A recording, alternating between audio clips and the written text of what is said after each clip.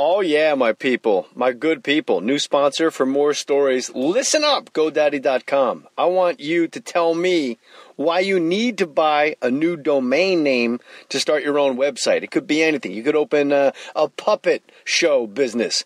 You could open a website that just shows dogs that got blasted in the face with porcupine quills. That's cool. That would be real good. That dog that looks like Hellraiser, just some pit bull with quills all over his face. Well, you better get pit bull with porcupine quills all over his face.com. How do you do it? With your own piece of 21st century real estate. GoDaddy.com. GoDaddy.com. You thinking about starting a new website? You getting married? You know what? Why don't you have a little website set up for your wedding? Ever think of that? Clicking on the guest book page. You want share family news with relatives everywhere? New small business? You need a website for your diner? Get a website. Go and register your new site with GoDaddy.com right now. GoDaddy.com is offering our listeners, the More Stories people, the Mohriers, a great new special offer for its most popular .com domain name. Enter the promo code STORIES, as in more stories. Get it at checkout at GoDaddy.com to redeem your new or transfer.com for only $2.49 for a year? Come on, man. $2.49 for the first year of registration. Click on the GoDaddy banner at jmohr.com if you want, or fakemustache.com, whichever one you wish. I can't make it any easier for you. Maybe you go to Marquette and you want Buzz Williams is my biological father.com. Go to GoDaddy.com. Here is a contest. Whoever hits me up with the best domain names of inside jokes of this podcast will win t-shirts that say More Stories and Mohr on them. That's the contest. All the inside jokes, all the guests we've ever had. Get yourself a domain name right now. GoDaddy.com, $2.49 for the first year of registration. So even if you don't even use it, you're out $2.50 for a year. Easy as pie. GoDaddy.com. Enter STORIES, STORIES, and I will announce the winners on the More Stories podcast months from now. Make them good, make them count. Some limitations apply. Please see the website for details. You just go to jmohr.com, click that GoDaddy banner. Make sure you enter STORIES. Let's do it. Let's have fun with this one. This will be good. Dig it. Love you guys. Now enjoy the podcast. Put your name on it. Just put your name on it. That's all I say. Be a man or a woman. Put your name on it. Well, I'd like to hear about it, potheads. How the fuck you gonna know how to be great if you don't study greatness? Look at the game change. Donuts. If you want a battle, it's either that you will or you won't. You know, you're not a bad-looking man, Mr. Gauss. But you are, Blanche. You are in that chair. There's something wrong with us. Something very, very wrong with us.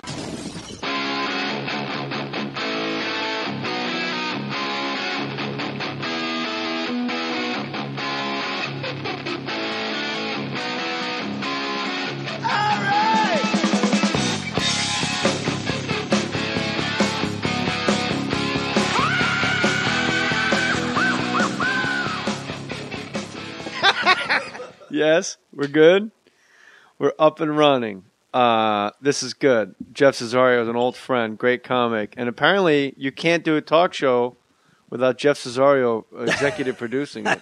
Somewhere. How do you go from like comic, like club comic, to executive producing Brand X, Queen Latifa, what else? Luck. I started with Dennis Miller.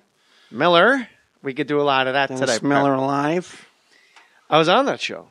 You were on Dennis Miller Live? Oh, no, I was on the Dennis Miller show. The variety show that happened right before Dennis Miller Live. And it was fun, and it was great. Yeah. And he was like a hero of mine. And then somewhere along the line, he just got it in his head that I was somehow not an ally of his, and actually took a shot at me on Dennis Miller Live. Jay Mohr got a show on ESPN. If the little prick was just a little more famous, I'd spend more time fucking talking about it.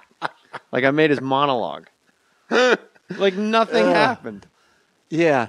Things, there's like exit ramps sometimes that you don't know when people are going to take. But I got lucky. I was just doing stand-up with Dennis. We were old buddies. And he had that show, the variety show, or not, the talk show, the syndicated talk show that kind of went in the toilet.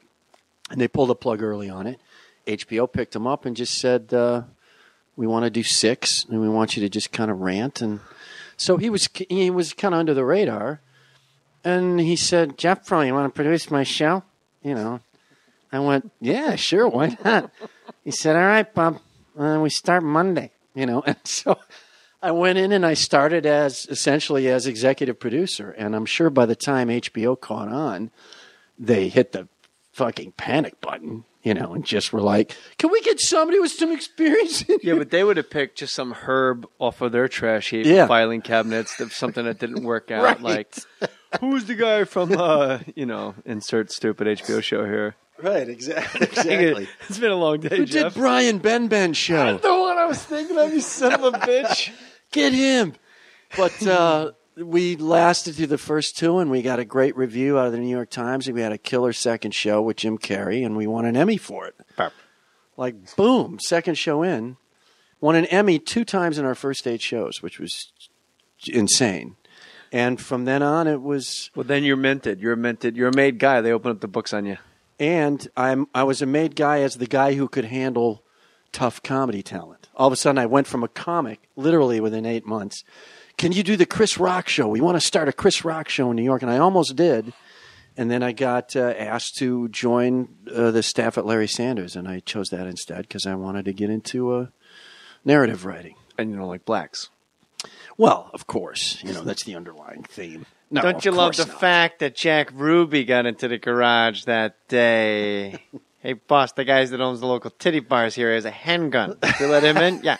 Who the fuck were they turning away? When people always ask me, like, who are the comics that really shaped you? Like, because there is no comic. Like, when you're 8, you listen to a certain record. Like, there's a couple guys that have that story. But for me, it was just a melange. Like, everybody that was ever on Star Search, yourself included. I never did Star Search. Like I said. I fortunately steered around that one. Me too. But Dennis Miller, the Off-White album, was the one I listened to as much as I listened to the Beastie Boys' Paul's Boutique. That's a hell of a compliment. And just obsessing over how he must have obsessed over the words and the importance of where they go.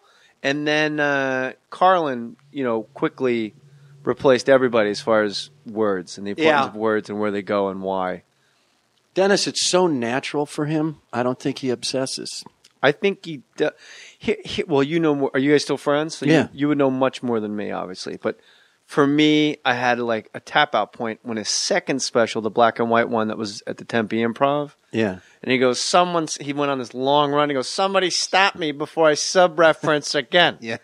And when he said that, I went, oh, he's in on it. I don't want to know that he's in on it. Yeah, but at some point he had to let people know that he wasn't trying to be the smartest man in the universe. He was just trying to be who he was as a comic, which has some, highfalutin mental capacity, but also an ability to sort of poke fun of himself. Him going on Monday Night Football was a complete lose-lose. And I know now the reason he turned on me, maybe he didn't turn on me, I just know I was in his monologue as a little prick. But I said, I don't think Joe Sixpack wants to go into dictionary and figure out who Twyla Tharp is, but we'll see. But then they put me up with 2 other comics that, like, smashed him. Yeah. So I was in that little sidebar of 3 comics saying it won't work. Yeah, I really thought there was a way that could have worked, but that's my nature, is to get in. But do you think he took it up a notch because it was Monday Night Football? Because it did get, like, really it was pretty nuts. He might have, about 2 months into the gig or 6 weeks into the gig, he might have just said, fuck this, I don't know, but I know this. If they would have, and nobody even asked, like touched base with me or anything, which was fine. But I'd been producing a show for 2 years, 3 seasons, whatever it was, and we were still pretty good friends. But I really thought if they would have just put him on the sideline and just let him do whatever the hell he wanted and turn him on and off when he wanted. Yeah. Now he's not in the booth with 2 guys who clearly aren't going to get him and aren't going to admit it half the time when they do get him. Yeah, it's a tough gig. For comics doing sports, it's I'm in a sweetheart deal now with the radio show because it's me. It's my show. But when you're with like sports guys, like actual athletes, and you do any jokes that if there's like a word they don't get, they just shut down completely. Yeah. Or they assume they don't get it. Like I'll give you a perfect example. Michael Irvin, Marshall Faulk, A and Z. Complete opposites. Like, Michael Irvin, if he doesn't get it, he just laughs and he'll say, like, man, you're crazy. Like, this is fun. I don't know what you're talking about, but this is great. Yeah, right. And then Marshall Faulk just stares at you like Mike Singletary, like he's going to kill you. And I remember at the Super Bowl once, I said, just because you don't get it, like I was so out of ammo, and it was on camera. I go, just because you don't get it doesn't mean it's not funny. You're just on fumes. Yeah, it's a tough, and especially like those old guys that he's like hanging around with Al Michaels, and relatively old mentality. Mm-hmm. Absolutely. And Michaels is a pro, so he pro'd his way around it. But yeah, I mean, anybody else on that gig is just not going to grab it. And I always thought, just go down to the sidelines, and he's just standing there. I'm wearing, I think, Edmund Hillary's parka. Jesus, what is it? 43 below? Nice job rebuilding Soldier Field. Why don't you build a fucking wall? Bleep him, do the whole thing. It would have been crazy. It would have been so much fun. I got to tell you, $800 million on a renovation. You would have thought the McCluskey family would have worked in heat. Exactly. Maybe a couple space heaters. We broke his act down once. We broke his act down to Indignation, What Am I? Reference. That was his whole act, and we could not stand up for 45 minutes. We were laughing so hard. It was literally like anything. Who are these people who walk slowly at Disneyland? There's the Indignation. And what am I? A fucking Sherpa guide? Hey, Tenzing, get my rope-a-dope. I got to escalate around these people. It's just like insane. We would just kill each other for hours. How about these people that like to act out the lyrics to the song when they're dancing? You ever get stuck Indignation? Ever get stuck next to this asshole on the dance floor? And then one of my, ain't no mountain high enough, ain't no valley, hey, pal, ain't no dance floor fucking wide enough. What's with this kabuki shit, Twyla? Get a limbo stick. He is so... Enough with the mumashants. So... I remember you know what? He's Sammy Davis Jr. I'm realizing now. It's the same voice in my head. It wasn't until now. That thing all the time. I remember that riff he did on. It's just coming back to me now with you. The whole impressionists bend over backwards to come up with a framework for their impressions. What if I know Jack Nicholson were bagging your groceries at the supermarket? No, I can see bagging my groceries at the supermarket. He killed me, man. I always love, you bring up impressionists doing Jack Nicholson. And for the listener, you can really see, if you go back in time and think about any time you've ever seen a guy do a Nicholson impression, you can tell how horrible they are if they have a full head of hair, yet they still put their hand on their forehead to look bald. Yeah. Or if they're bald, and they still put the hand up like, Jesus Christ, what am I doing? Like, no, you are bald. Other comics do that. You can go with it. They do it to look bald. You are bald. And I like when they turn around and then turn back. My wife used to joke, because I used to do, when I would do impressions, obviously, like before I had framework for the actual stories of it, I remember one night, like I turned around, like I don't know, Tracy Morgan, I'd be like, yeah, and I would just turn back around. She goes, my favorite was when you turned around, I was wondering like who's going to come back. Yeah. And then ever since then I was so embarrassed, like, oh man, that is the worst. Like, I'll be right back, and when I come back, I'm a totally different guy. I'm going to cue you as to when I'm the new guy. It's a physical cue. It's drama. Is actually what it is. I like when guys do bad impressions, and then to let you know when they're done, they go, thank you. And the audience goes, oh, all right, I'm not sure who that was. I prefer the guys who somehow work the name of the person they're doing the impression of into the impression. Are you telling me Jack Nicholson can't get a coffee break at ShopRite? Or they'll create like a peripheral character in the scene. Come on, Jack. Yeah, exactly. Nicholson, you can't have a coffee break, Nicholson. Chris Walken, what are you doing at the Range Rover dealership? Bang. The same thing I always do. I gotta sell Range Rovers. Come on, Walken.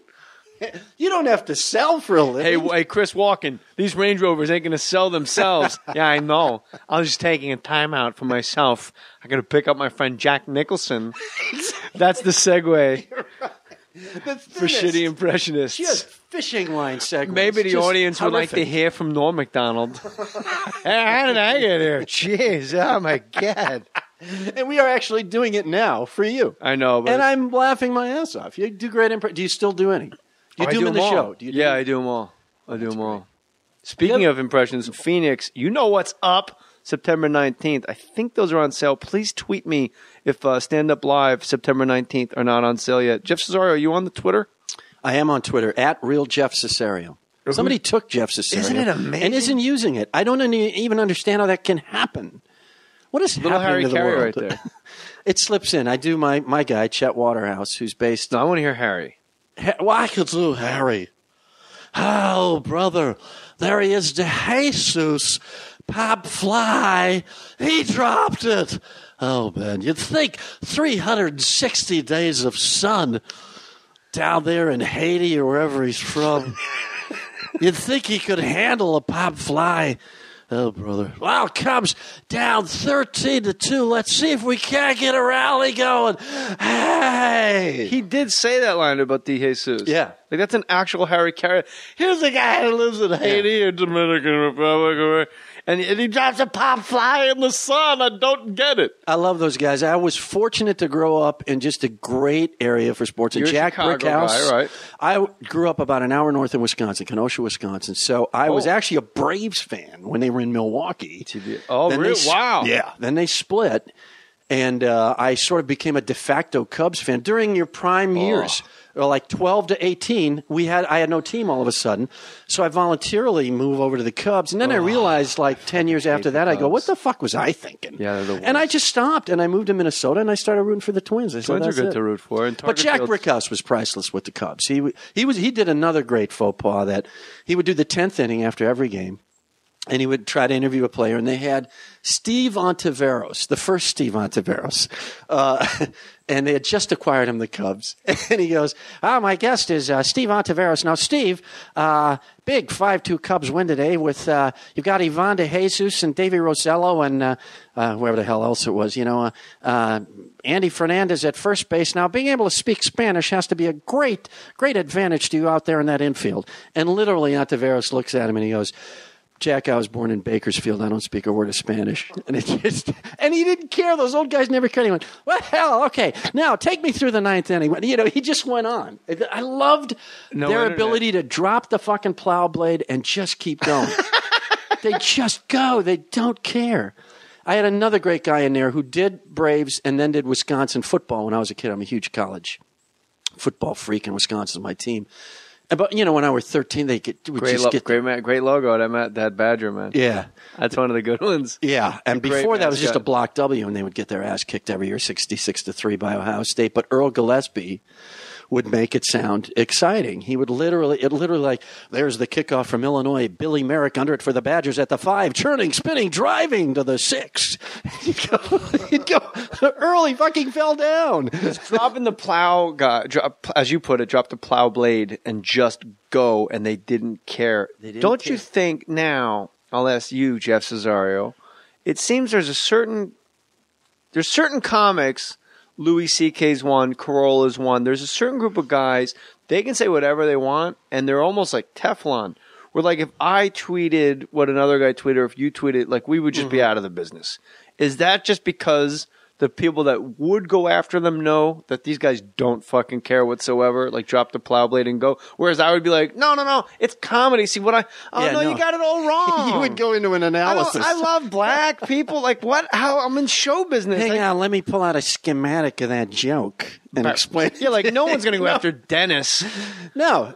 Don't you love the fact that Zamad replaced Terrio? It's interesting. Favorite. Some guys have sort of a PGA exemption card where they get, 10 years free on certain arenas of comedy. And good for them. I mean, Adam worked extraordinarily hard to carve out that guy thing, And now I can't even believe it when people respond. There was some big brouhaha because he said women weren't funny just like 2 months ago. And I went, are you kidding me that you would bother to respond to that? That's who he is. Like when I called in, I can't remember how long ago, your radio show, I just thought, let me load up here. 82 was. That's right. I had an Oscar Gamble reference in there. Yeah, the big fro. He's here in the garage. He's on I know. right I there. saw him. Yeah. I saw that board. I recognized every one of them. I got excited. The only time you see Oscar Gamble, Rick Cerrone, and Dimitri Young on the same placard. Jerry Scott. That's a brilliant pull. That was a team I rooted for a while. For the listener, it's an all Afro. It's an all Afro shadow board. What would you call that? A framed shadow box. Framed shadow box of all baseball cards of guys with giant what has afros. happened to us? We're old. We know terms like shadow box, and I guess you probably know what beadboard is. I don't. Wainscoting. You didn't help out on the interior of the house? I know Emil Skoda was the guy in Law and Order. No. Bead squirting? What? Emil Skoda. Deep squirting. Oh, brother, we've gone off the rails here. We'll be right back. Stumbling, and we got a felt board with the weather. No, 70 degrees and cloudy, but that could change. Perfect day. Brought to you by Flipmo's all metal birdhouses. Man, it's hot in there. That's Chet Waterhouse. That's Chet Waterhouse. But Jerry Scott was that Montreal Expos team was maybe one of the best teams ever to not win the World Series. They had Ellis Valentine, Warren Cromartie, the Hawk, Andre Dawson. They had Gary fucking Carter behind the plate. They had a tremendous. Don't say Gary Carter like he's a real fucking Hall of Famer. Well, he's bullshit. Really, you think so? Fuck yes, he's bullshit. Fucking Pudge Rodriguez is a Hall of Fame catcher. Gary Carter. You don't think Gary Carter is a Hall of Fame catcher? Let me just say this, qualify this. I hate Gary Carter because he destroyed the fucking Cubs when he was with the Pods. Back when the Cubs didn't have lights, 84, they finally get the fucking playoffs. This is the team you liked for 8 years and tapped out. This is one of the reasons I tapped out. You have a resentment. Absolutely. To one guy that killed a team that you no longer are going out with. Fuck him. But that one year, they had home field advantage, the Cubs, and they didn't have lights. So fucking Bowie Kuhn just goes, all right, San Diego, we're going to make some more TV money. You're going to have 3 games. And they just flipped it around. It was a 5-game playoff. They won the first 2 in Chicago. The Cubs go to San Diego and fall apart like a D-League team. It was ridiculous. And then I said, that's it. Anything Cubs, I fucking tap out. I'm going Twins. It's so fucking terrible to be a Cubs fan. It just means you like to drink during the day.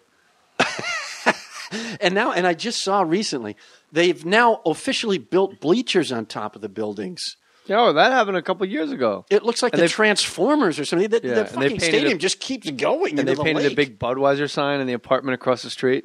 Oh. How'd you like to be the landlord or the owner of that building when they're like, we want to paint a bee on your building. We'll give you $1 million. All right. That fucking prick could have held out for $40 million.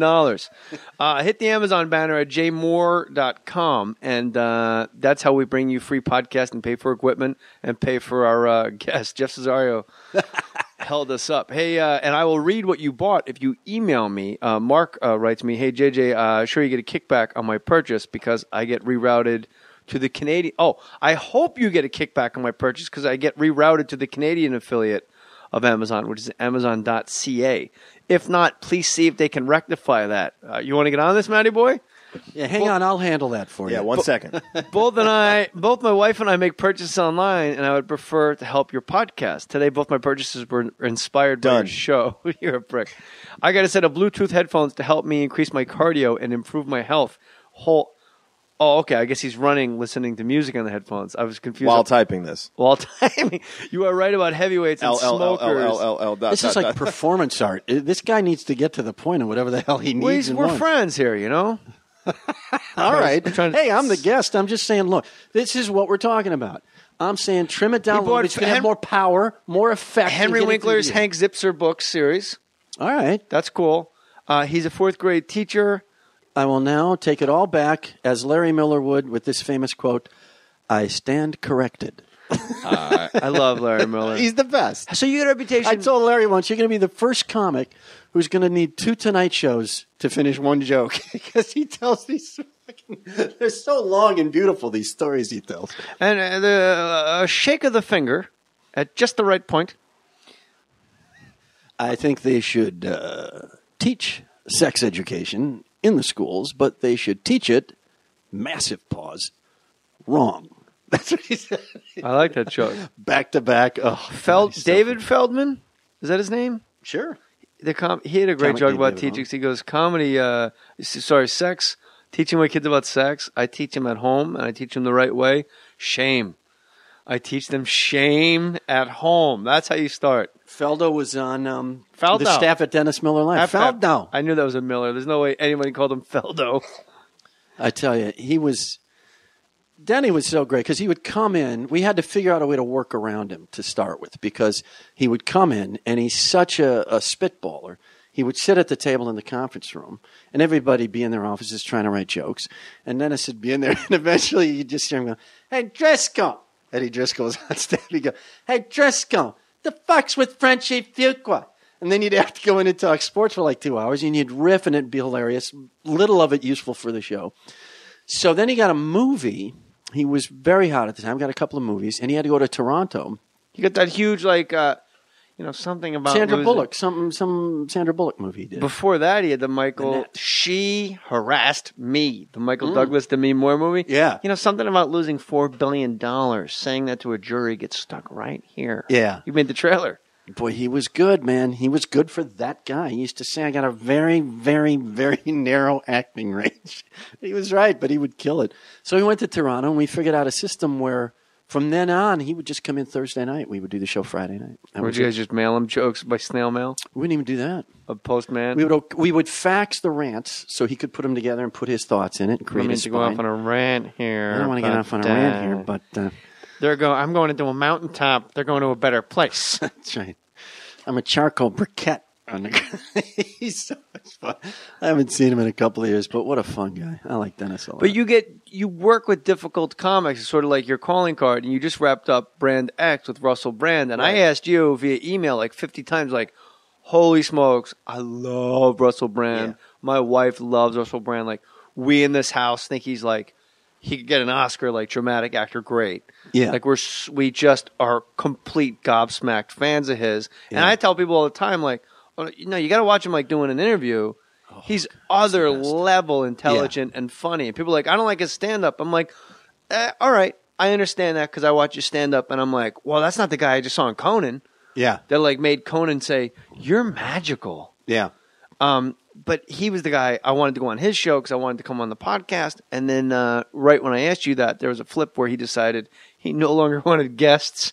He only wanted to do yogis and makareshis. And freaks. And there was a homeless guy in the trailer off to the side every day. Yeah. But I will, on every show, they had a homeless guy in a Jetstream trailer on the stage. Right. But I will say this. I don't know why they canceled it. It completely worked for me. And I think socially it was a very important show. And the show's canceled, so there's no reason for me to wash your balls. The show's right, exactly. I thought socially it was really important, and I thought it was hysterical. And the way you need to talk more in this podcast. The more Russell Brand, I like it. The way he would do the show, like when he had the two guys that were going to go suck each other off backstage, and he was going to film it, and the audience almost rioted. Yeah, and they're like, "We're going to leave," and he's like, "No, we're going to show it."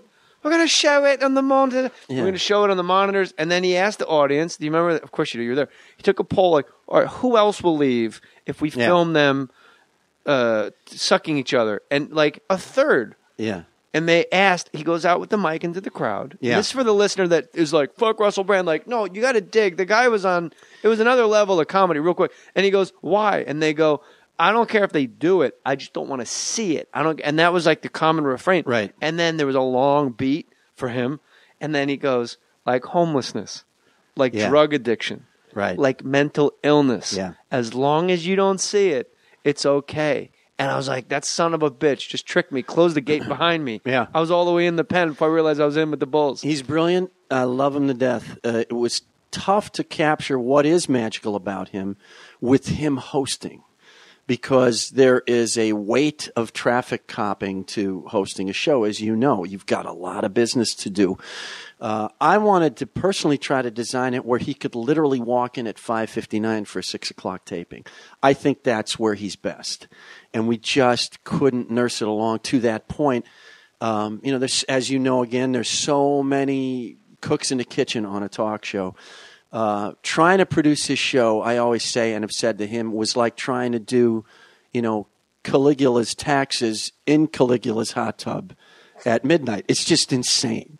But it was one of the most fun rides I've ever had in my life. He's a beautiful human being. I love the guy to death.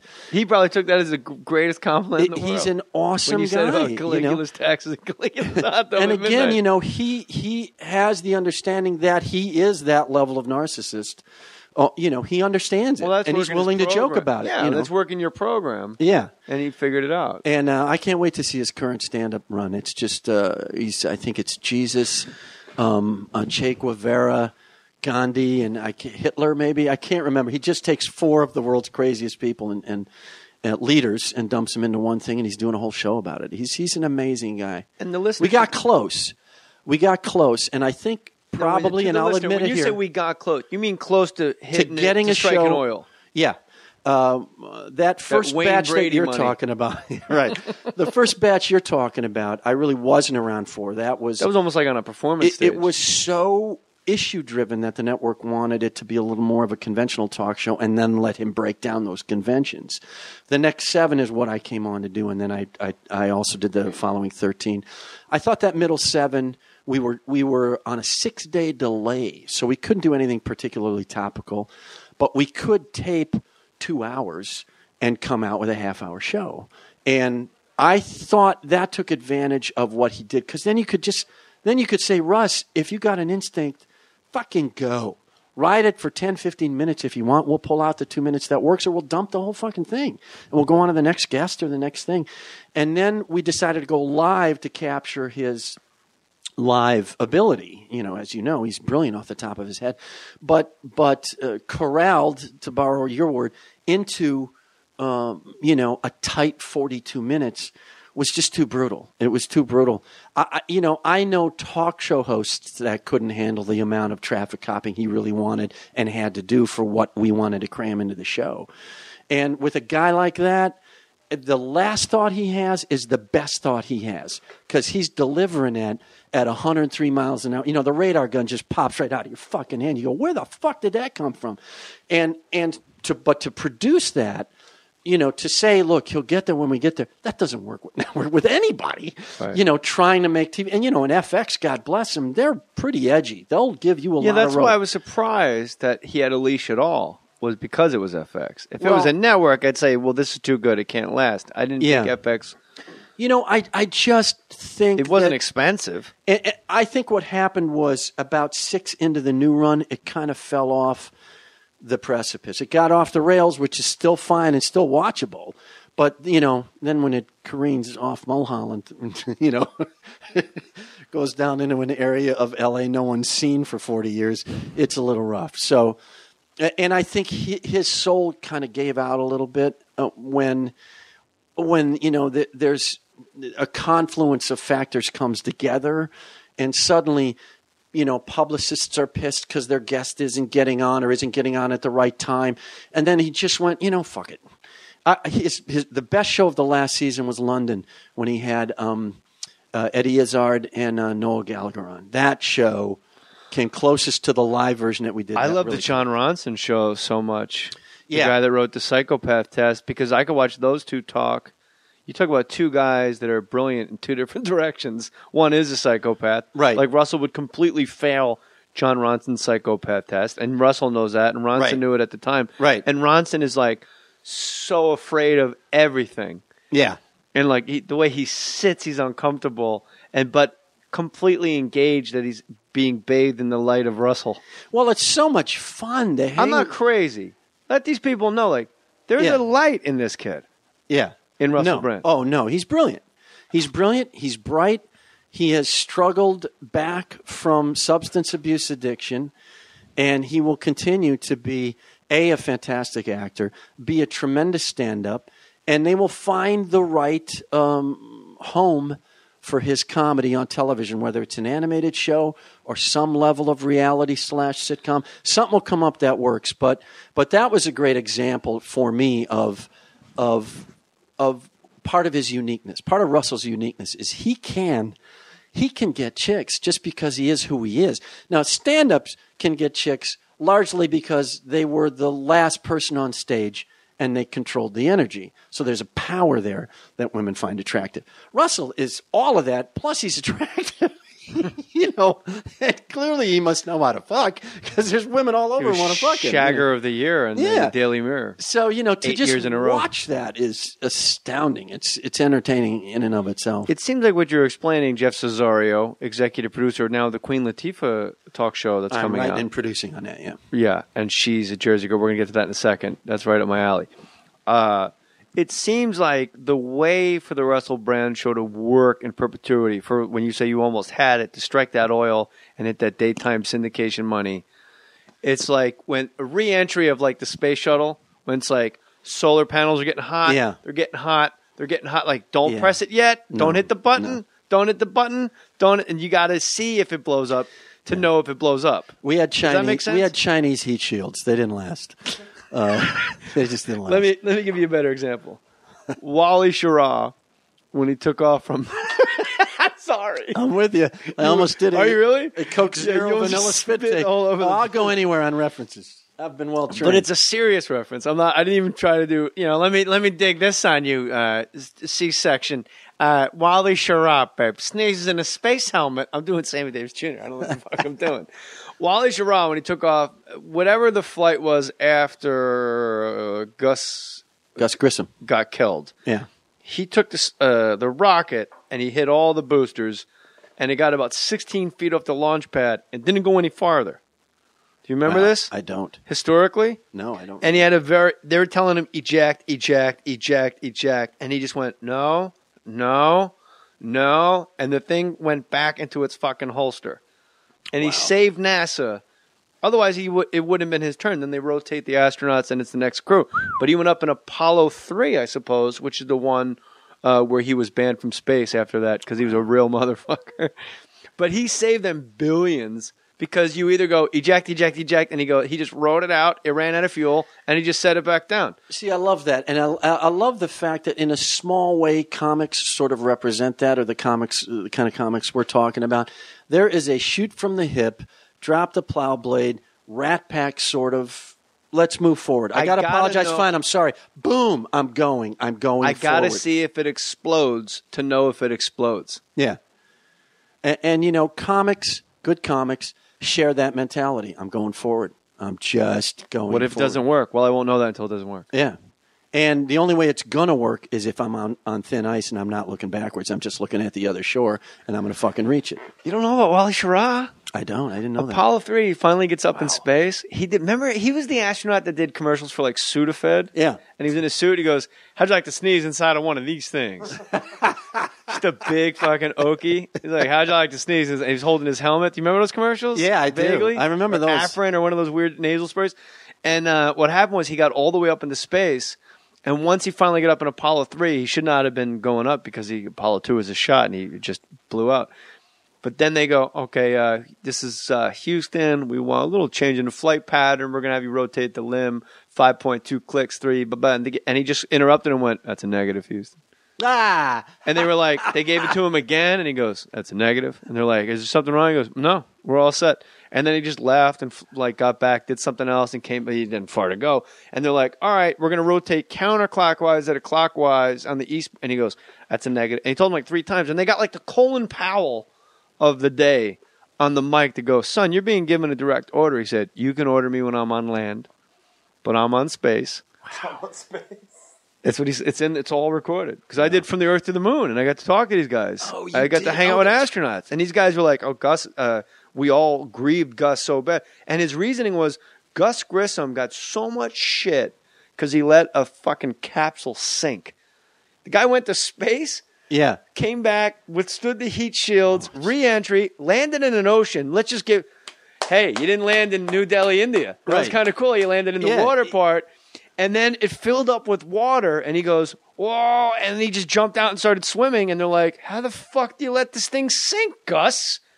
And then he was like, and then he was vilified, and then he died. Yeah, it's appalling. And then he burnt up. Sorry, real quick, Wally Schirra's whole thing was like, that guy fucking died. This is going by the book. I'm not changing a fucking letter, because when I come back, I don't want to hear any shit. And then on re-entry, they go, this, check, solar panel, check. Gloves, check. Helmet, check. The other 2 guys, and he didn't answer because he went up with a head cold, didn't tell anybody because they'll bounce you from the flight. But he knew if he had his helmet on and if he sneezed inside his helmet, it would block his visor and he wouldn't be able to take his helmet off at 200,000 miles an hour. Jesus. So he re-entered with no fucking helmet on. He was an animal. You got to love the balls.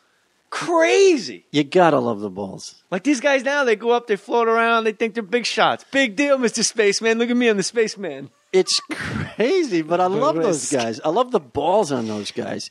And that's where, I mean, you got to have balls. It's the last outlet certainly in show business and maybe in all of entertainment and perhaps in other fields as well. Stand-up is like, all right, I don't give a fuck.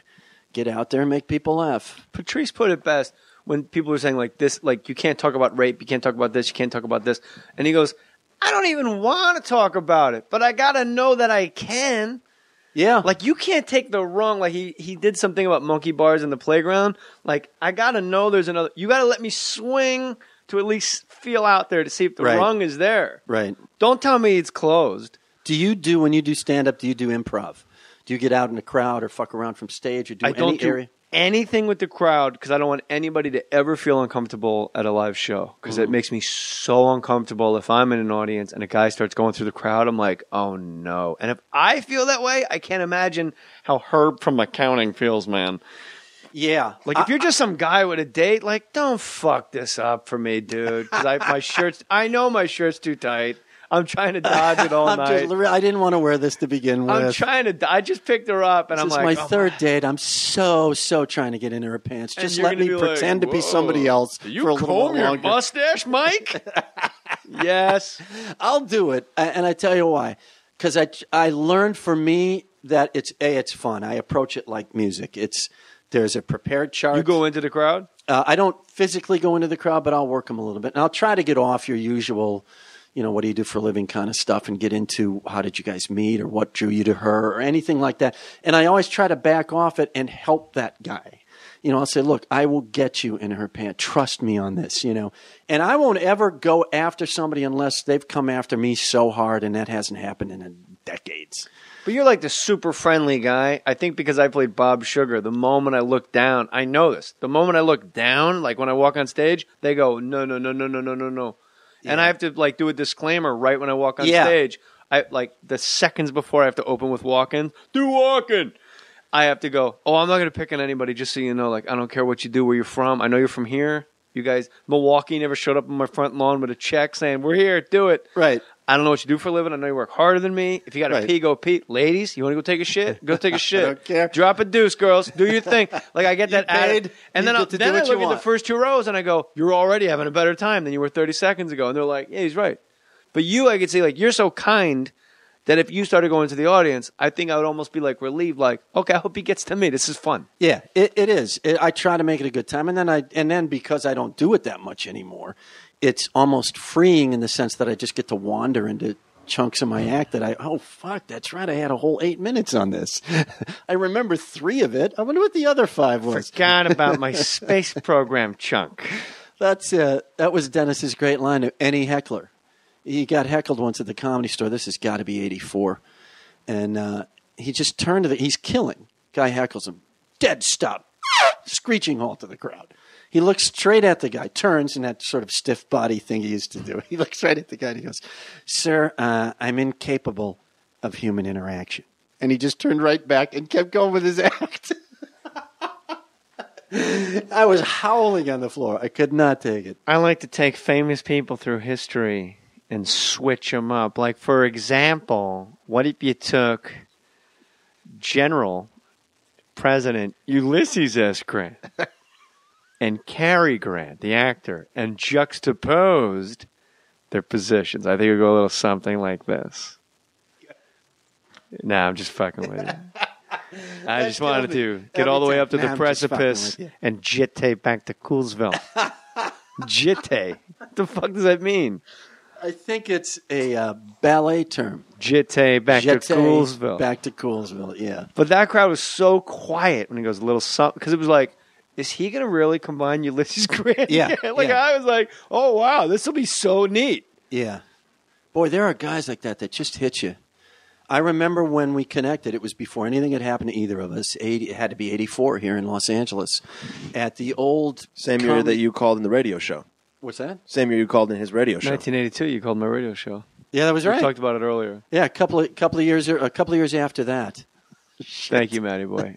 Cesario's all fired up on the hippie lettuce. He doesn't know what's going on. I'm a mess. No, I don't know where you guys are. You'll edit this. Laugh Factory. No, L.A. Cabaret up in the L.A. Valley. Cabaret. That was the one on Ventura Boulevard. Yes, and Dennis and I had finally gotten Fucking Fraser Smith's pressing me for an extra 5 minutes. something resembling decent spots, 11 and 11:15 or some shit. At 10:59, Skip Stevenson walks in, and this From is Real People. Yes, he's huge. He's sky high on coke. He's just flaming. Walks right up on stage, blasts out an hour and a half, 2 hours, whatever the fuck it is. It's 1:30 now. We get up. This is when we bonded. Dennis and I had known each other a little bit. We sit down in the back of the room to watch. Dennis is catcalling the shit out of him to me. He's just leaning over. This will work next to that whore he works or whatever he was saying. Just killing him. I'm Sarah Purcell coming to come out. Exactly. I'm on the floor. I can't. Got Frank And here's where I Tarkenton knew in his pocket. I love Dennis Miller was he got up on stage at 1:30 when the place is cleared. There's 3 people left. He said everything he said to me on stage. And I thought, that's some fucking balls. That, he didn't care if Skip was in the room. He didn't care if the owner was there. He just said, this is bullshit. It's some fucking people trying to get, a chance to do some. He just went off on him. It was fucking brilliant. And I said, like I gotta guys work like with that are so huge back then. Like Skip Stevenson was so big. It was him, Sarah Purcell, Byron Allen, or was Sarah Purcell, and That's Incredible. I think and I got John it right. Davidson. Nah, No, I That's can't remember Incredible. those shows. Those That's shows. Incredible was John Davidson. People are tweet us and tell us we're idiots. Yeah, I'm but sure. Real People was like the biggest show. That was Byron Allen, Yeah. definitely, and Skip Stevenson and some chick. But I don't know why I just went. Oh, that's the other thing in between jokes. Dennis goes, What is it about guys like Skip Stevenson? How do you get unfamous? How do you get that unfamous? How do you disappear? Well, he died. I think that's what took him out of it.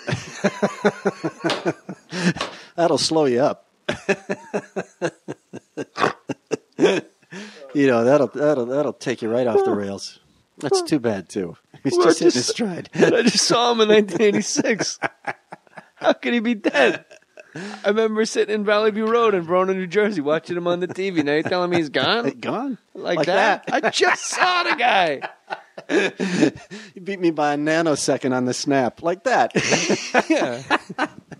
I loved, coming to town. I remember seeing Michael Keaton. People don't remember he did He used stand-up. to read Bazooka Joe comics on stage. Fucking brilliant. Yeah. I was like fresh off the turn-up truck. I'm standing in the back of the original room at the Comedy Store, which is, it's just like a black hole. I mean, the Comedy Store, the energy there is so weird. It's haunted. I'm just like, oh, what's going on next? Who's going on next? And they introduced Michael Keaton. I'm standing right next to him. I don't know him from Adam. He's going up on the stage. We're right behind 2 drunk guys, and they're chit-chatting about some bullshit. He walks on stage, riffs on exactly what they're chit-chatting about for like 15 minutes. And I'm like, my back of my head blew off. I didn't know anybody could do that. It was so brilliant. Like he heard them chit-chatting before he went on stage? Yeah. And then he took that snippet right on stage and did it. I remember Shandling. We were kicking around. We couldn't find a joke. I was helping him write back when he was guest hosting The Tonight Show. And Dennis and I would go in and do a monologue with Gary for the hoot of it. And what's up with Frenchie Fuqua? Yeah, exactly. So Shandling and I are walking. Oh, that's right. Miller's a Pittsburgh guy. Yeah. All right. We're walking to the stage, and Gary finally comes up with a joke to lead the monologue. And I go, oh, man, it's a shame we couldn't get it in. And he said, watch this. He just went right through the curtains and opened up with it. And I went, that's fucking national TV. He's trying to joke. He tried on me. And I laughed. But I mean, Does the cue card guy freak out? Like that's Wally Schirra of comedy. That's some big fucking balls there. I like that combo. What does the cue card guy do when the joke's not on the cue card? He just holds those guys are union. They just hold there till you say what's on the card. Then just pointing to the welcome everybody. I did it. Right, just pointing. You're right here. You want to be right here where it says, good night, everybody. Welcome aboard. I did a young comedian special with Bob Hope in 92 after his first stroke or whatever it was. And he had come back enough. But they had these co-hosts to help him with each segment of the young comedian. Yeah. So they had like Milton Berle who came out and helped, and Betty White came out. Spry young comedians. Yeah, exactly. And his cue cards, though, I'll never forget it. They were like 2 words on each cue card. It was like, hello there. And welcome to this fucking cue card guy is working his ass off. He's got cards this big and he's just tossing them. I mean, just to get through 3 sentences. Did you read like his biography, Bob Hope? No, I haven't. It's all, maybe he wrote it with the person, maybe it's his autobiography, but it's all like about, then I had to go downtown and buy some more jokes. And it was all about like this, like almost like the changing table, the money changing tables in the temple, like in the Bible. Like there's just this marketplace of jokes where guys back, hey, say that like Norm, like a marketplace of jokes, And Bob Hope, rest his heart, he died. That old guy died. He's not out walking around on PCH, He kicked over the tables and was like, yeah, this is what my dad wanted, Guys selling jokes, Oh, my God. I come from a long line of death. So those guys, like Bob Hope, like he's so revered. And I for years have been like, I don't know why. Even as a kid, I remember going, I think he's just reading cue cards. Yeah, but what he did was combine all of that. And that was back in a time when selling and buying jokes was quite common in comedy. Well, why'd you stare at me when I brought up because I was doing Norm? I didn't want to step on you doing Norm. That was a brilliant... Because you've worked with a lot of comics. Yeah, it was brilliant. And it just reminded me of the time... J. Mohr Talk Show. Do we hit it? Yeah, sure. Let's do it. Syndication? I'll produce that. Choppa chicka choppa quiddick. Mary Jo Kopechne called.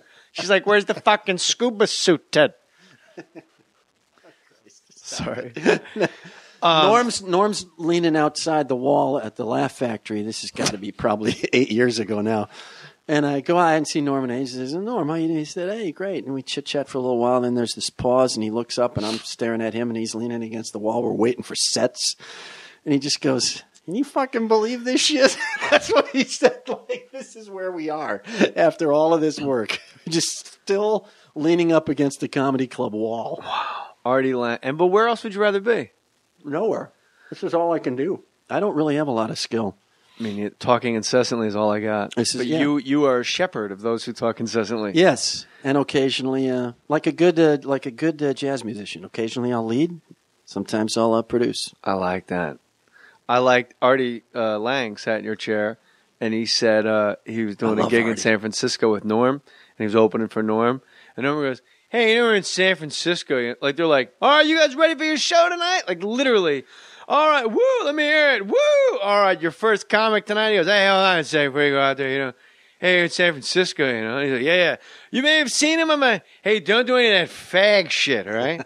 And he goes, what? He goes, yeah, just don't go out there doing any of that fag shit. Have a good time and all.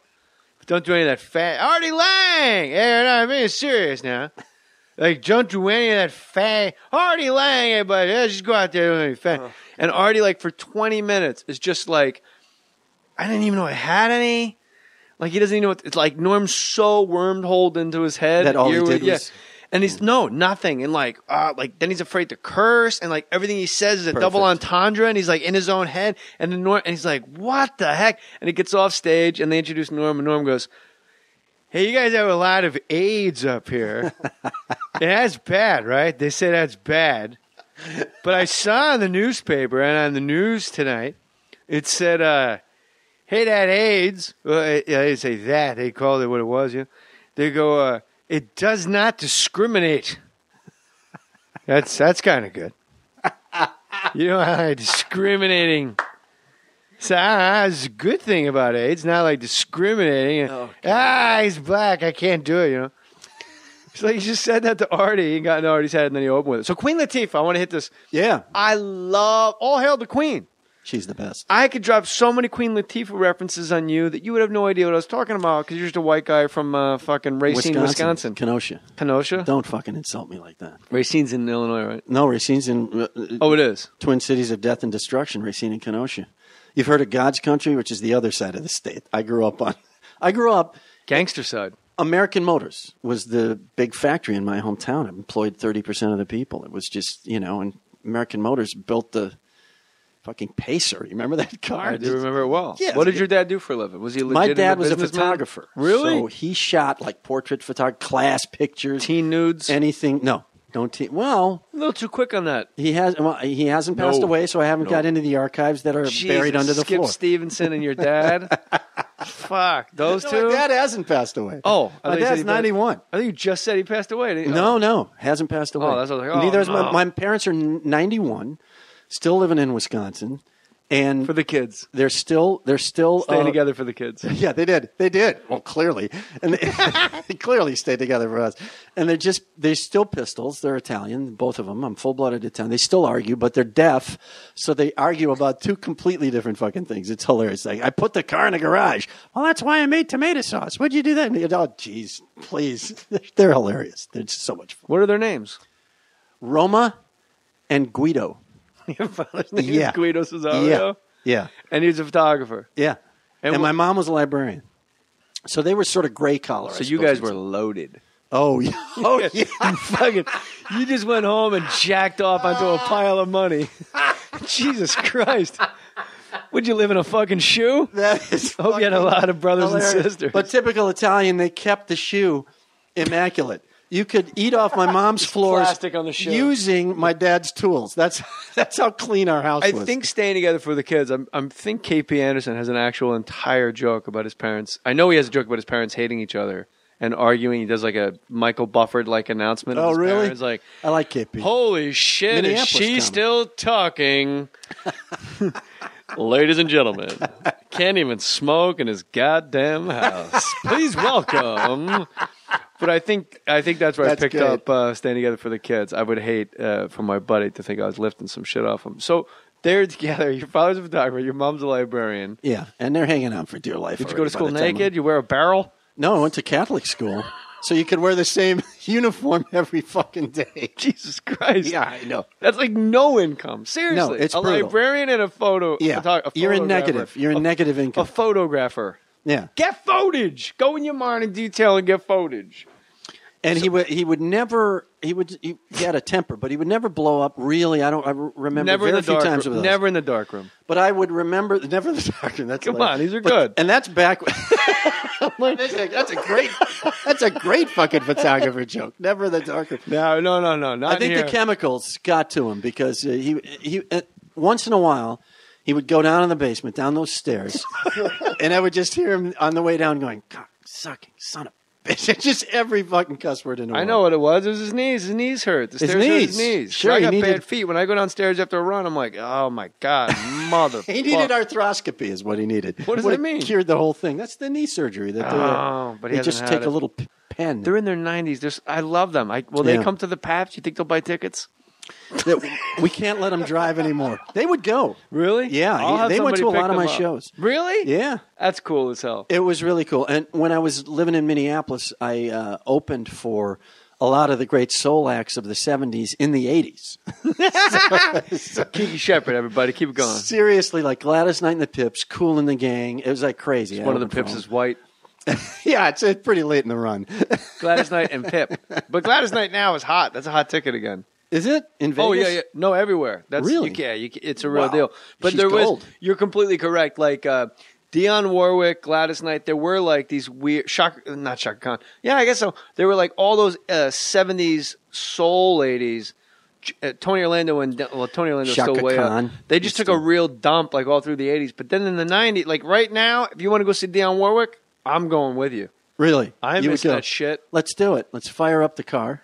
Get Dionne Warwick on the phone. She's got to be working in Indian casino somewhere. Chumash, Pep. She's working the Chumash. She's working Potawatomi. How was your meeting with Queen Latifah? You just meet her and just start doing fucking Chet Waterhouse at her? I did Harry for her the other day, and she fell over because she was going to Chicago, and I was just riffing off it, and it was great. Hey, look who stepped into the booth. It's Queen Latifah. UNITY. She never wears her crown. Oh, hey, speaking of unity, Cubs with 3 in a row. They're gelling at the right time of the season. Fly ball, it's gone. No. Oh, Grace, third safe. No, Hideki Arabu with the strikeout. Everything is reminding me of Little Dennis Miller anecdotes. When I remember a time when Rob Schneider was just working stand-up in San Francisco. This fucking little prick thinks he's got a fucking future. This is back when you had those like 1 foot long cassette tape recorders that you recorded your act on. So Schneider's watching an early season San Francisco Giants Montreal Expos game. The announcer's left alone for 4, 5, and 6 innings in the television booth. The other guy has to go do radio. So he starts in on this anecdote, and Rob is smart enough to realize this is going to be gold. And he hits the record button, records it, sends it to Dennis. We listened to it every day for like 5 years. It was the best. I don't know who this announcer was, but goes was an announcer just like there was nobody to play off of, so he tells this anecdote about Al Kaline's baseball camp and about how this young black retarded kid goes to Al Kaline's baseball camp. And, you know, it's everything you would want and more in this kind of thing. And this young retarded youngster going to baseball camp, tough life for him, retarded. To say nothing of black. Line shot, that's going to drop for 2. You know, he's doing. I'm serious. You're laughing. It is. I'm not laughing. It's building, and literally the ending of it is. It's hilarious. And Dennis Miller and I can't get enough of it. It closes, I'll make it brief, with literally the second baseman drops a little dribbler off this young black retarded youngster's bat so that the young man can get to first base. A bright moment in an otherwise strange and misty world. Runners on the move, double steal. That's how it actually ended? That's how it actually ended. That tape has to exist someplace. I got to find it. I heard Dennis Miller, he was a prop act. People don't realize he was like Carrot Top before, and it's like one of the more he was, you know, a brilliant.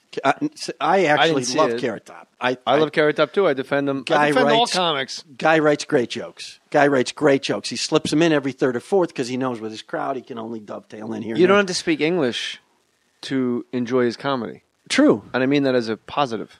True, yeah. You come in from Japan, he holds up like a fucking Frisbee with teeth marks in it, and you go, something fucking just went down. I don't know what it is, but you had to look around for it. Something went down. So he dug around, but he could have picked out the baby with the mohawk, but instead he picked that one up. Obviously, that's how the order goes. You remember the legendary Wid? Yes. Read between the lines, pal. And he would wheel out 2 barrels, 2 giant 55-gallon drum barrels. Between a walk and a hard place. One of them empty, one of them full, and he would just do bits and throw them in the empty one. And when he was done, he was fucking done. He'd wheel them out. People realized the legendary Wid, how great he was. So God. Miller was a prop act, and somebody told me this story once. He was getting a ride back to his house in Pittsburgh. And the guy lived on a hill, like along the Allegheny, like this big, huge hill. And Dennis goes, let me just get my props out of your trunk, and I'll be on the way, babe. And then Dennis gets his props, and he goes to say goodbye to the guy, and they're standing there talking, and a fucking tire goes down the street. And they look, it's like the spookiest thing in the world, like just Pittsburgh in the dead of night, dead quiet, and just a tire rolls by, but like real close. And Miller goes, that fucking tire almost took me out, man. What the fuck? Where did it come from? And they're looking around, there's nobody. 2 months go by, this prick gets a flat tire. He goes in the back to get the spare out. It was his. Miller took it out. No, not accidentally. As he was talking to the guy, he had the tire next to him, and he just fucking rolled it as he was talking into the passenger window. And he goes, "Did you fucking see that tire, babe?" And like 2 months go by, and the guy goes to get his spare out. And he goes, "That motherfucker." Oh, that's good. That motherfucker. So how do you hook up with Queen Latifah? I just heard about the gig. I went over and interviewed, and I thought, you know, I got a kid now. I like to stay in town a little more. You know, part of it was also, I love her. I think she's brilliant. I love UNITY, the 45 King. And, you know, I'm a musician. I used to be a musician, so I kind of... What'd you play? Drums and percussion, mostly Latin. Who's your favorite Congas, drummer? Latin hand percussion. Who's your favorite rock and roll drummer? Ooh, favorite rock and roll drummer. Wow. John Bonham. You got to go Bonham. Everybody says Bonham. And they always say Ringo's in their top 3. No, he's not. Your my buddy top Gorman 3. loves Ringo. I love Gorman. I think when you listen to the Black Crowes, he's amazing. Jimmy Chamberlain of the Smashing Pumpkins, I got to put in the short list. I've got rock and roll guys. That Stuart Copeland is, of course, a fucking monster. Walking on the Moon, he never touches the actual skin. Yeah, right. Plays the side of the drum. It's unbelievable. Those guys. How come nobody ever mentions Ginger Baker? Well, because I think because it was the beginning of classic rock. So even some classic rock people don't really lock into some of that early Ginger Baker. He was a monster. He was a power player, and I think that lead drums. Yeah, maybe cubby hold him a little bit. Right. So, I love all Queen those guys. Latifah, you talked to her about music? Talked a little music, talked a little comedy, and then got the gig. So I'm over there. And I like after an entire career in snarky white guyville, it was nice to think, let's do something that might have a positive spin. Oh, let's keep it positive, y'all. Come on. Yeah, exactly. Mm-hmm. I kind of like okay. I can see that. You're doing a Queen Latifah impression. I'm digging it. Go for it. Oh, okay. That's what we need more of, y'all. She has that vibe we're talking about a little bit, though, which is, give me the script, I'll do it. She's not like freaky, or she doesn't get all weird and I heard she's freaky, diva-ish. She doesn't get diva-ish. No, she didn't give a shit. I saw her at the. Give me the fucking sides and let's go, man. Why was I at the Grammys? Me and my wife were at the Grammys and we met her and she goes, yeah! Like people, when you're from the same town and you meet the person, not the same town, same state, but when you meet the person and you've never met, there's that weird like, hey, I'm in show business, you're in show business, so I'm just going to come up and fucking bother you. Yeah, right. Whether it's at an airport lounge or at the gate or on a plane, like, right. Hey, hey, Ryan Gosling, I don't know if you know this or not, but I have an AM radio show. But with her, I went up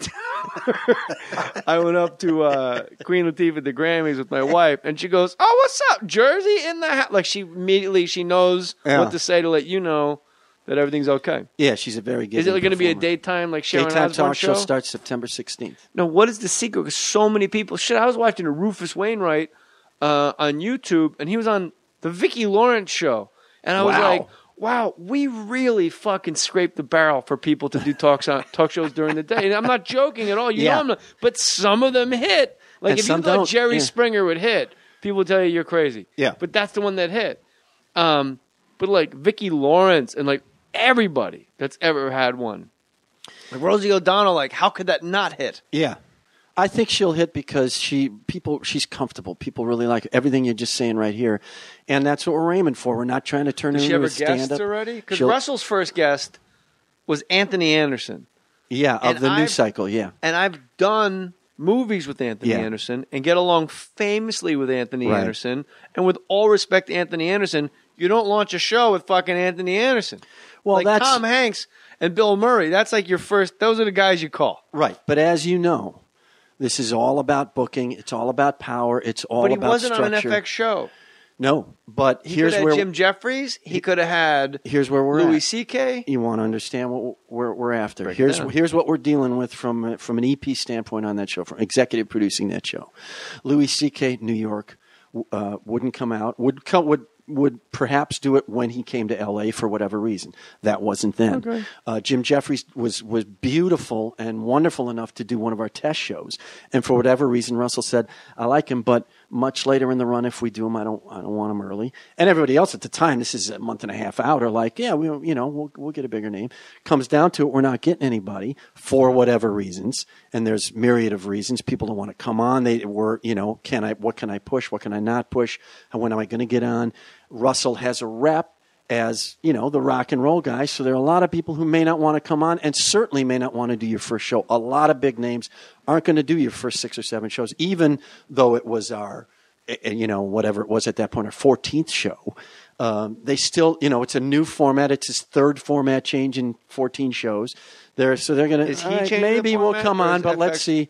It was a combination of everybody saying, let's try to do this. So suddenly we had somebody, I can't remember who fell out. And, that's heartbreaking for everybody. Most of all, your host. You don't want your host sitting there going, we can't get any fucking money. So we're trying to keep everything together. And Anthony's name pops up. We get a chance to book him literally the day before.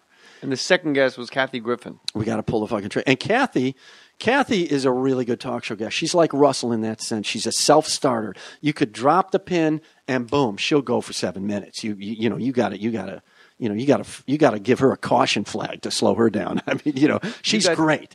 And she was on the lot, and we did a flip-flop. He did her show, then they drove over together and live and did our show. So that was a kind of a cool event kind of thing. But yeah, that first show, you get backed into corners sometimes, Every day you went to work, and you got to hang out with Steve Jones of the Sex Pistols. That was amazingly fun. And I wasn't into that. Coming up, I listened to jazz and funk and fusion, and I was into what jazz guys Tower of Power. And, I've said for years, Miles Davis Kind of Blue is the single greatest thing mankind's ever recorded, and that includes anything anybody's ever said in space. Brilliant. And my greatest celebrity run-in was at the Emmys one year. I'm there. I go into the restroom to piss. I'm pissing. Tony Williams walks up next to me to the urinal next to me, the drummer. Great drummer. Played with Miles Davis at age 16. Oh, 16. And I go, our dicks are out. I just go, listen, I'm a huge fan of your work. I'm Jeff Cesario. I'm a comedian. And he goes, I know who you are. Oh. You're really funny. And I went, all right, I'm just going to have a fucking heart attack and die in the urinal here if I can. Tony fucking Williams. I saw him at the Miles Davis tribute in like 1990 at the Hollywood Bowl, and he was just amazing. He was a monster. He passed away, but not when I saw him. He was alive. He was alive then. Yeah, he wasn't pulling any Skip Stevenson crap on you. Him and Guido Cesario on the Skins, dual drums like in the Grateful Dead, dude. There you go. When does Latifa start? Who's her first guest? Or can you September 16th. I cannot. But I can say that it looks pretty good that we'll have Will Smith one of the first few shows. Oh, he cute. Yeah. And he's exec producing the show. Overbrook is exec producing Queen Latifah's shows. Who, Overbrook? Yeah. So that's his company, I'm guessing? Jada Pinkett Smith and Will Smith, that's their company. So they're together. They're rolling. Yeah. Don't believe the tabloids. No, they're rolling, man. You met Jada? I have. Sweet. I heard she's like uber cool. Yeah, very sweet. Really nice. Sits in meeting. You can tell when you're in with people who have some clue because they will actually listen to the comedy and then, then go, yeah, I like that, or maybe tweak this or try this. It's real. It's been a tremendous process. I'm having a blast. Hey, Jada, why don't you do me a favor and put the comedy hat away? Okay, Bob? I can't even try on that one. It's too good. You've always been very kind, and we got connected. I made me feel great, We reconnected because we're both friends somehow with the drummer from the Black Crowes, Steve Gorman. Steve Gorman, that's a sports connection. Yeah, and now they're on tour. You're here. You're doing Latifa. Where are you guys shooting Latifa? Sony Studios. Down at I'm on West Side. Hey man, West Side, bitch. What's up? This may be a better fit. How about I come and do some? I'll sing. Oh, that'd be great. I'll come and croon, and you do a little Gene Krupa. You may be great, literally, for a segment we're kicking around called Celebrity Upgrade, in which we put out an ad for, in this case, it would be stand-up comedy lessons, something like that. We get the person in, they think they're going to be talking to Joe Schmo, who's going to teach them a little bit about stand-up. Boom, it's you. Now they're in a room with you, and they just upgraded to a real star stand-up comedian, and I think that'd be fun. That's way better than the last time a comedian friend of mine offered me a job. What was it? Jim Jeffries goes, I have a part in my new show, right? It's legit. Everyone sort of plays themselves, right? Like Bob Saget's on. This fucking cunt. He comes out. It's Bob. You're you. You're Jay Mohr there. But you're a convicted rapist. You've been convicted of rape. But did I do the rape? Oh, yeah, mate. You fucking did it, right? That was his fucking pitch. And then we're at the amphitheater at April Foolishness watching other comics. And I'm like, whoa, wait, I'm sorry. You have my full attention. And Peter O'Fallon, the director, who also did Suicide Kings, is like, oh, it's going to be fucking great. You're you, but you got convicted of rape. It's great. I'm like, what the? How did Saget not get this? Yeah, right. Well, that's miscast. You're you, right? You're you over there, but Jay Mohr, and you've been convicted of rape. So clearly, you took it. Yeah, of course. I only can do what I know. Well, I'm a huge fan from the what was the show with the good old what's his name show? No, the oh god, the spiritual show. We used to watch that all the time. Angel, the Ghost Whisperer. Yeah, Ghost Whisperer. My wife and I. Yes. No shit. My wife and I. That was like a guilty pleasure. I was like, we would watch that. No, yeah. And then I'm like, oh man. And then like 1 year rolled around, and suddenly it was Jamie Kennedy. Jamie Kennedy. I went, oh fuck. I mean, I like Jamie, but I miss Jay. Gary, I'm married. And people are like, why'd you leave the show? I'm like, that's a promotion, dude. I'm Gary. Like my own show. It's like I'm in the title. Yeah, I'm a ghost in Ghost Whisperer. Ghost Whisperers, I'm the guy who comes in with an Afghan and goes, are you cold? That was like what you would have to do. Before every take, I remember I'd always go like, all right, remember, this is really spooky. And it got to the point where it wasn't funny at all. And then I just thought it was great. I put the plow blade into the ground. My wife and I used to love watching that show, especially around the husband stuff, because there was one point where the husband died, and then another guy came in, and we couldn't keep them apart, so we would just call them Jim Don or whatever the Jim. It's like the two Darrens on Bewitched. Oh, yeah, exactly. It was crazy. How about the mother-in-law? Every guy's got mother-in-law problems. She's a fucking witch, okay? You know my mother-in-law. She's going to live in the back house. By the way, don't look her straight in the eye. You'll turn to fucking salt. People should understand, when they're listening to this, how much physically you put into that impression. I think you might have pulled a rotator cuff on that. Yeah, I did pull a rotator cuff. You're going to have to go visit Dr. Frank Job and get that fixed. In Alabama. Don't you like that the greatest surgeon in the world is in Alabama? Folks, there are guys in Alabama who are their own fathers. You talk about the shallow end of the gene pool, huh? Oh, God. My favorite Miller, well, they're all, when he's talking about the Publishers Clearinghouse sweepstake winners. Oh, God, yeah. And he goes, you ever see a group photo of these people? How'd you like to be lumped in with the rest of these winners? You thought there were a lot of zeros in the prize. That's good. He was the best. He can still and now write. He's like, people just write him off as a right-wing nut. But don't fucking sleep on the fact that this guy can still write great was jokes. in the upper 1% of the up. He was Michael Jordan, Larry Bird, he was there. He was comedically. He was one of the 5 best comics, certainly of my generation or my half generation. Absolute razor's edge of what it was. I turned on some specialties, and he just pops out a line, and he just goes, "Went to visit my family. It's not so much a family, more like a tour group with secrets." I thought, man, he's still got it. The fucking guy can still write great jokes. Yeah, he's exceptional. And, well, if you ever run into him, you can go, Jay Mohr gives you credit as being his most influential comic ever. That little fucking cocksucker. That's what Jay Mohr, the guy that was for fucking Peyton Manning's forehead and half the fucking dick. Eh?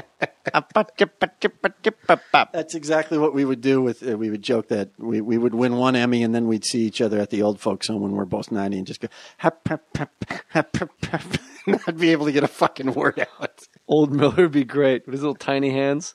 Who has smaller hands, Norm Macdonald or Dennis Miller? Dennis.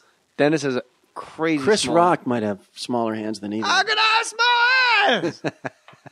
No, I'm going to flip this around and just keep teeing you up now. Chris Rock, I would say right now, is also that, but longer than Miller had it. Chris is fucking... It's unspeakable how fucking brilliant that guy is all the time. He's amazing. In conversation, like when he's in Comedians and Cars Getting Coffee with Seinfeld, he goes, it is bizarre what we do for a living.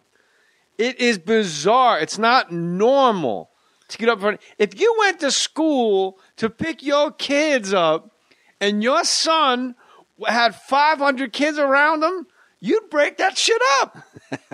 Yeah, right. You think he was the devil. Like he just goes on. And it's like, he's right. If you went to school and how old's your kid now?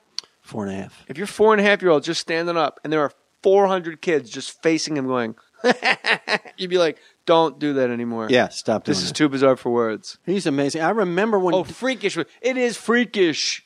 Dennis, I believe, was one of the first fans of Chris when he got to New York to do Saturday Night Live in '85. And he said, you got to see this kid, Chris Rock. He does this joke about suburban kids get a C on a math test. You got to lock the fucking knife drawer. Chris, he's doing Chris. That's the best he could do in a Chris Rock impression. But he would say, kids getting killed all the time in the ghetto, but you get a C when you're a suburban kid. And, lock the knife drawer. So yeah, I said, man, Chris can't read. No, Chris is fucking tired. And I thought, man, these are brilliant jokes. This kid can write jokes. So I was happy to see a lot of success from him. He's brilliant, and he's also brilliant on the setup end of a joke, which a lot of comics don't pay much attention to because you just get the setup and get to the fucking punch. But Chris carries that pastor's rhythm into that. He will repeat a setup 4 times. He'll repeat it. Man, what is it? A woman will look at you sideways. She will look at you sideways. He's talking about OJ. Your woman will look at you sideways. Look at your hair. That's a weave. You're wearing makeup, high heels. Y'all ain't that tall. You lying all the time. Now, you can't fucking miss this punchline for anything. You could be the dumbest person on earth. He set it up 5 times for you and made it entertaining the whole way. What note does Jada Pinkett Smith make in the room at that joke? I'm not going anywhere near that. I don't know what she'd say. I want to know because I like Jada Pinkett Smith. I don't know what you say about Chris. That's not a diss. No, I don't know what you'd say. Look at me in my eyes. I've only been in like one meeting with her, so I couldn't look at me. She's so powerful. That's not a diss, bro. Don't look. I dig her. I remember when I was with Jerry Maguire, Tom Cruise, and was hanging out with Will Smith and Jada Pinkett Smith, and he goes, that Will Smith sounds and Jada. And then, like, he's super quiet with the weird smile, and all of a sudden, weird good. And then he looks at me and goes, have you heard her music?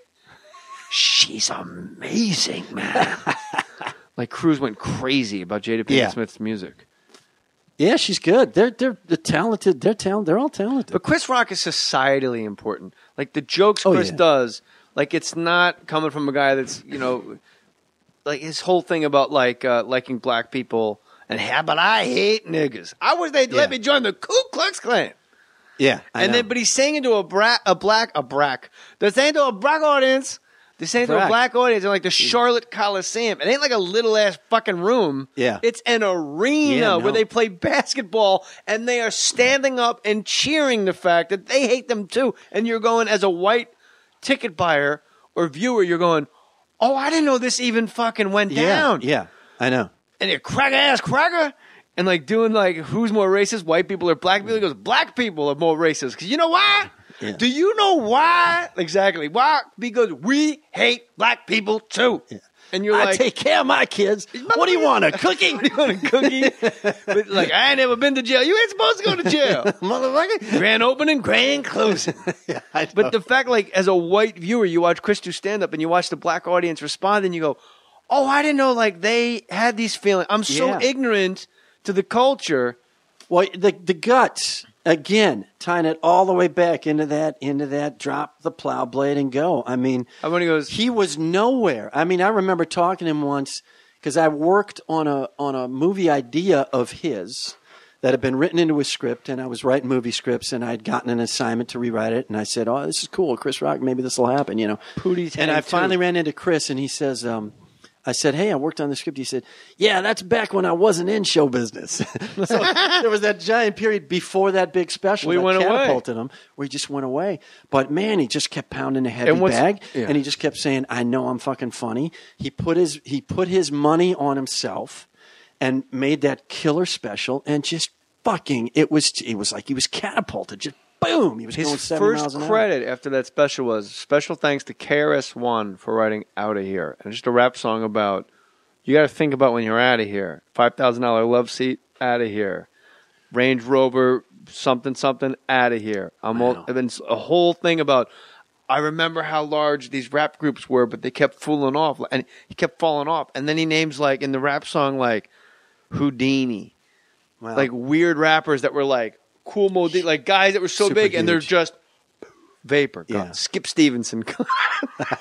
Not Skip Stevenson gone. No, Guido Cesario. Not a peep. Can't hear nothing. They just walk downstairs and they curse. Curse mumble. And Chris, look what he goes. He goes, a black woman, she's fat. She goes out every night. She goes, I got a gut. There's good pussy under this gut. Yeah. In her shoe. Looks like they're baking bread in her shoe. Anklet hanging on for life. He goes, you got a white woman weighs over 220 pounds. She ain't left the house in 3 years. Shit's amazing. I know. It's amazing. But he understands joke writing. That's why him and Seinfeld can hang. Why? Why would these two guys hang? On what universe do these two guys hang? In comedy. Both writing jokes, both saying, all right, I get it. And, Seinfeld's clean as a whistle.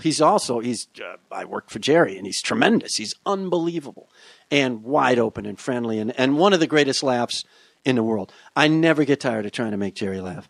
And I can do it with physical humor because he's so wordsmithed.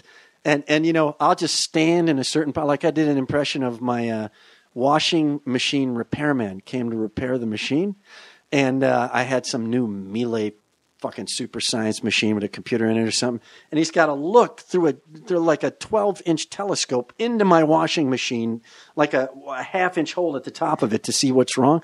And he's just leaning there, and he's just leaning there and he goes, "Yep, you're getting a new machine." And then just like I said, "What?" He said, "Yeah, we're just going to truck a new one in and take this one out." It was a $2,000 wash. "Yeah, we're just giving you a new machine." But what did he see in the tube? I have no idea.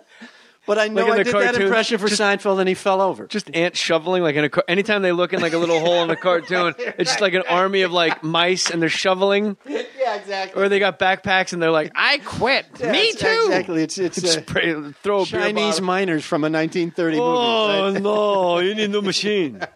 It's a black audience. Jeff Cesario, executive producing the Queen Latifah show. Dennis Miller show he did Russell Brand. Aside from that, he's a really great comic, and he's the real, what's the Twitter handle? At Real Jeff Cesario. At Real Jeff Cesario. And always just like, we could be here till the sun comes up. Now,